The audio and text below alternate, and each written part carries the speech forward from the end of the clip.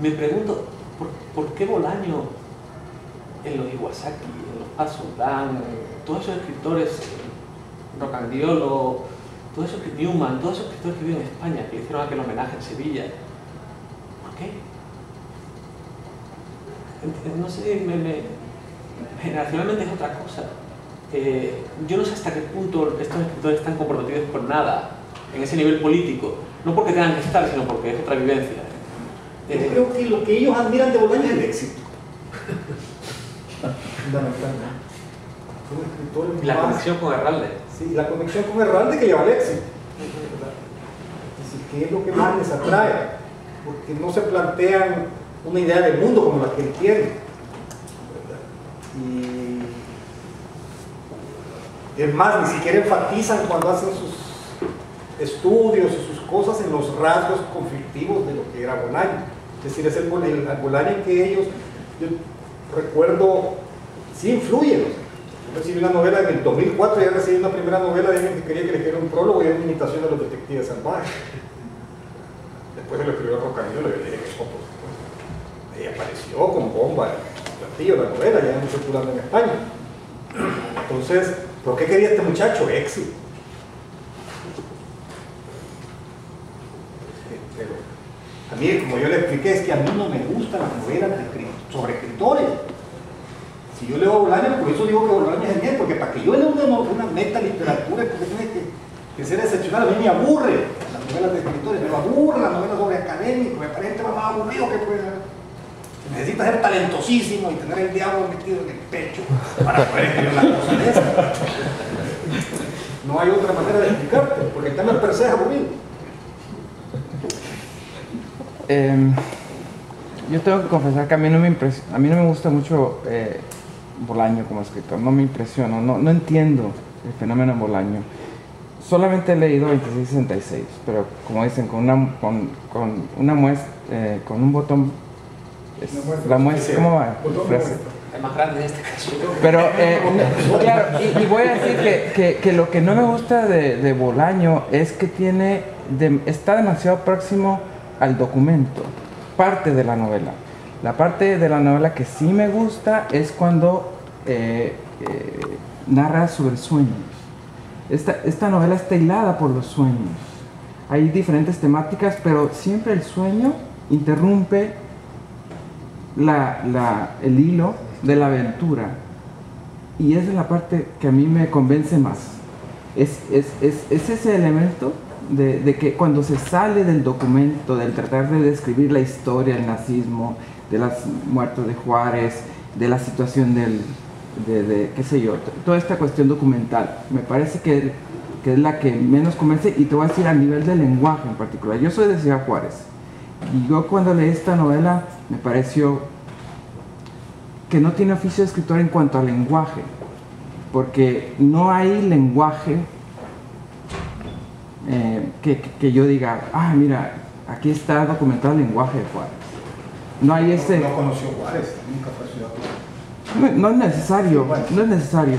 Yo creo que, no digo que es absolutamente necesario que lo haya hecho, pero creo que ahí el oficio del escritor es necesario que haya diferentes registros lingüísticos. Yo diría que a ese nivel le falla el oficio de escritor a Bolaño, de la misma manera que le falla como según escucho, de poeta. Entonces, yo creo que ahí es donde no entiendo yo el fenómeno Bolaño, que cómo es que llega a ser este fenómeno cuando parece que le falta oficio de escritor. Como escritor, no le falta imaginación, pero como... Pero es interesante esto porque yo tuve la impresión sobre, no sé, yo no puedo decir cosas categóricas sobre los libros per se, por eso prefería hablar sobre el tema de cierta actitud como escritor que tenía Bolaño. Pero cuando yo leí Los Detectives Salvajes la primera vez, yo estaba en un trabajo periodístico demasiado intenso y casi no estaba leyendo literatura, y recuerdo que lo que me impresionó, ni conocía a Bolaño. Regresaba yo del periódico a la 1:30 de la mañana luego de cerrar la edición diariamente, y siempre hacía zapping para dormirme, ¿verdad? Lo normal que uno hace, cuando trae mucha adrenalina. Y en esas condiciones me llegó este libro, y lo comencé a leer, y no pude parar de leerlo. Cualquier otro libro no lo hubiera podido leer. Entonces me impresionó mucho, ¿no? Es decir, qué fuerza tiene este tipo para que aún trasnochado como yo en esas condiciones, pasaba yo 12 horas en un periódico, pues, que pueda leer después. Después lo releí. Cuando lo releí me sorprendió algo que está un poco relacionado con lo que usted dice. Dije, hombre, ahora sé que son 53 voces porque después lo estudié, porque me tocó enseñarlo en algún lugar. Y hay personajes de toda naturaleza, mujeres, hombres españoles, latinoamericanos de distintos países, etcétera, etcétera.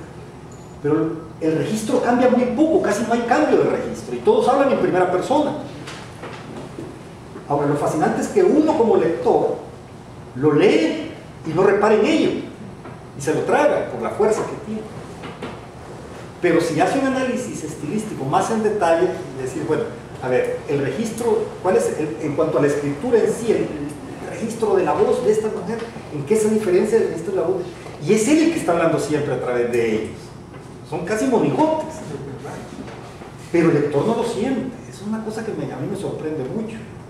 Habla de un escritor muy potente, pero que también puede dar pie para tener criterios distintos sobre los registros literarios que manejan.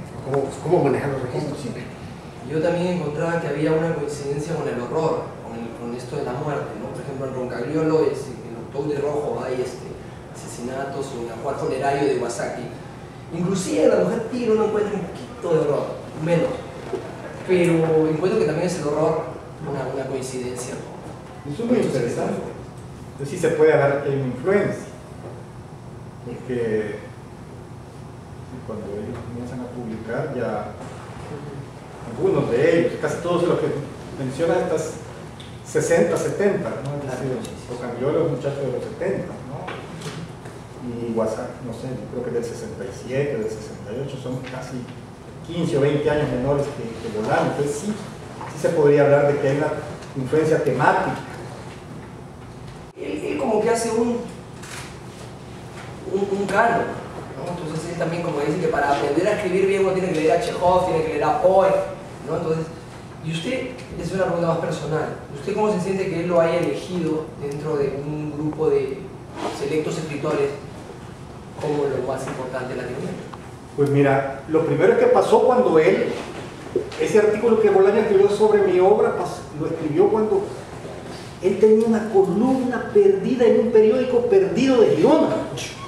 Es decir, que no era el Bolaño que estamos analizando ahora en términos de resonancia, era la misma persona. Pero pues a mí me llamó la atención, yo estaba muy ocupado para ponerle demasiada atención, valga la redundancia, a eso. Estaba dedicado a otras cosas en mi vida y son 2 años en que ni siquiera escribí una palabra de literatura mientras ese artículo salió. Entonces, por un lado hombre, la gente de las editoriales le encanta porque pueden hacer marketing con eso, ahí ponen los cintillos, y a mí ya me alucina, porque por el otro lado me la clavó, como dicen, aquí estoy hablando de él. Yo digo que el articulito le había llevado 2 horas a escribir, pero sube. Y aquí sigo yo hablando. Viajando para atrás. Llegando y voy a ir a Buenos Aires a hablar de verdad. Entonces, la paradoja de la generación de los 50 es que Roberto Bolaño nos devanó. Entonces, la gente le interesa a Bolaño. Era 5 años mayor que yo, 4 años mayor que yo, y era 3 años o 4 mayor que Juan Villoro o que Alan Paul, 5 años mayor. Vamos a ir a hablar de él, de la mesa. Y claro, entonces su inversión, Bolaño fue un gran inversionista, el tipo que compra barato, pone poquito.